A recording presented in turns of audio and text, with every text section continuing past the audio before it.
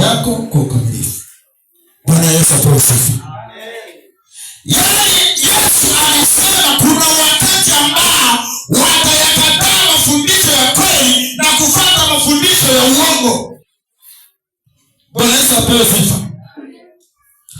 Maana utakuja wakati watakapoyakataa mafundisho ya uzima, ila kwa kuzifuata nia zao wenyewe wajipatie walimu wengi watakaowaambia yale tu masikio yao yanataka kusikia.